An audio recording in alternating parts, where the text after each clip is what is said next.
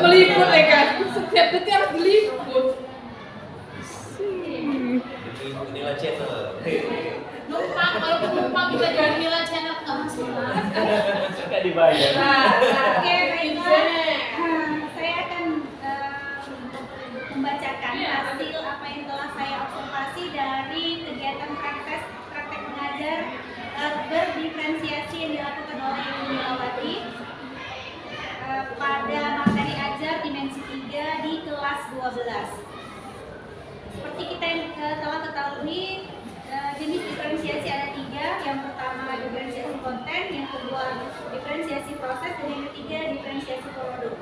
Nah, berdasarkan hasil yang telah diamati, maka saya melihat bahwa Ibu Nilawati sudah menyediakan bahan dan alat sesuai kebutuhan ajar muridnya,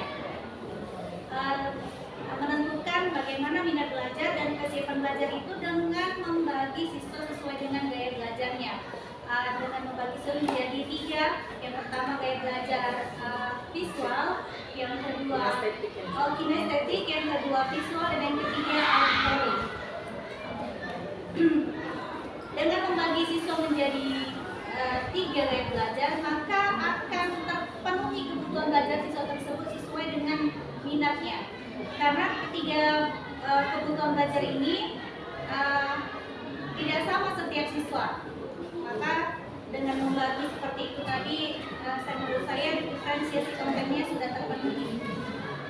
Berikut juga dengan menghadirkan yang diajar secara langsung, menjelaskan secara langsung kepada murid yang membutuhkan Alat pegang-pegang namanya. Iya, alat pegang-pegang. Lalu juga mendatangi kepada murid yang audio ya, visual dengan menyuruh membuka channel yang telah disiapkan di laman YouTube. Begitu juga dengan yang auditory. Dari visualnya juga ada rekaman untuk materi yang akan diajarkan. Dan yang kedua, pada diferensiasi proses, saya melihat bahwa pada fase ini murid disuruh diajak untuk mengamati video, mengamati rekaman, dan mengamati benda-benda konkret yang telah disajikan. Kemudian murid disuruh mengerjakan LKPD, kemudian mendemonstrasikannya, juga mempresentasikannya langsung secara lisan ke depan, kelas tentang materi dimensi 3 dalam bentuk kubus. Lalu yang ketiga, ada diferensiasi produk. Pada diferensiasi ini ada hasil latihan yang dikumpulkan. Nah, ini sebagai bukti dari diferensiasi konten dan proses yang telah dilakukan tadi. Maka diferensiasi proses ini adalah bukti nyatanya. Nah, apakah murid itu terlihat seberapa paham akan materi yang telah disajikan oleh guru. Nah, demikian aja Bu yang telah saya amati, dan saya akan mengajukan pertanyaan kepada Ibu ya. Yang ini aja yang pertanyaannya. Oke, yang pertama adalah dalam aspek tujuan pembelajaran. Apa tujuan pembelajaran yang Ibu tentukan dalam pembelajaran tadi? Oh iya, Tadi Bu potong. Nanti Bu potong. Aku malesan. Dah. iya kebetulan tadi memang mungkin miss saya di situ ya lupa, kemudian berdoanya juga lupa, saya akui. Berdoanya tadi udah apa tadi? Doa mulainya belum ya. Di situ miss saya sadari. Kemudian satu lagi tidak menerangkan tujuan pembelajaran. Hanya saja yang di YouTube saya sebenarnya sudah ada tujuan pembelajaran. Hanya lupa menampilkan di sini aja gitu. Ya terima kasih Bu Agustina, saya menyadarinya. Mungkin boleh disampaikan Bu. Tujuan pembelajarannya adalah siswa dapat menentukan jarak titik terhadap garis pada ruang dimensi 3. Salah satunya itu. Terserah Bu, terserah Ibu mau nanya berapa udah. Oke Bu, yang Mau kedua ya Bu. diborong juga boleh. Yang kedua lagi 3 kali masih ya, masih detik. Boleh diceritakan bagaimana profil murid Bapak? Bagaimana profil murid Ibu? Kebutuhan apa saja yang berhasil dipetakan dan bagaimana respon kebutuhan murid tentang kebutuhan belajar tersebut. Oke, baik, terima kasih Ibu Agustina. Pertanyaannya baik, saya jawab. Kalau profil murid saya kalau di kelas IPA itu masih lebih dari 80% bisa mengikuti, kemudian masih respon dan masih gemar dengan matematika. Tetapi kalau sudah masuk saya di kelas IPS Ibu, maka itu di bawah 20% itu yang mau belajar matematika, karena saya menganggap mereka itu adalah orang-orang yang tidak suka dengan durian yang saya bawa. Ya, gitu. Jadi kalau di kelas IPA mereka adalah lebih dari 80% itu adalah orang-orang yang suka dengan durian yang saya bawa. Gitu, Bu. Jadi kira-kira itulah Bu jawabannya. Terima kasih. Oke, terima kasih Bu. Soal kedua, suka hati mau duduk berdiri merdeka kita hidup.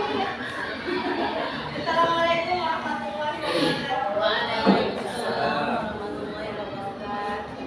Terima kasih kepada Bu Presiden yang mempersilahkan saya. Di sini saya sebagai observer. Jadi kan dalam panduan observasi ini kan ada 3 jenis diferensiasi ya kan? Ada diferensiasi konten, ada proses, dan ada produk. Jadi yang sudah disampaikan Bu Lila tadi sudah sangat bagus ya, Ibu sudah percaya diri. Jadi saya mau mengamati bagian diferensiasi konten ya Bu. Di sini Bu Lila sudah mampu menyediakan bahan dan alat sesuai dengan kebutuhan belajar siswa. Ya kan Bu? Ibu sudah menyediakan sesuai kebutuhan belajar siswa. Tadi kan ada gaya belajar siswa, ada gaya belajar audio story dan kinestetik ya kan Bu.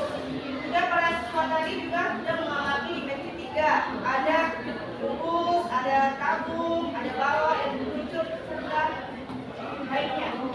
Jadi pada diferensiasi proses, murid visual tadi mengamati video yang Ibu sajikan ya kan Ibu. Kemudian masing-masing kelompok mempresentasikannya dengan jelas. Kelompok kinestetik tadi yang sudah sini sudah mengamati dan mengukur alat peraga dimensi 3. Ya, pada yang diferensiasi produk, Bu Lila sudah memberikan kesempatan kepada murid untuk menjelaskan dimensi 3 yang dijelaskan sama Pak Agus tentang fokus, yaitu mengenai jarak titik terhadap garis. Tapi pada diferensiasi produk ini, Ibu cuma memberikan latihan hanya satu LKPD aja gitu ya kan, tidak disesuaikan dengan kebutuhan belajar guru. Misalnya tadi ada portofolio, ada tugas yang lain bentuknya ya Bu. Nah, Ibu hanya memberikan latihannya sama kepada muridnya semua. Jadi harusnya itu kan berbeda ya kan Bu. Nah, mungkin itu pertanyaan saya. Oke, Bu. Pertanyaan saya Ibu, boleh bertanya? Boleh. Bagaimana Bu Lila menilai murid pada pembelajaran tadi? Terus aspek apa saja yang Ibu nilai?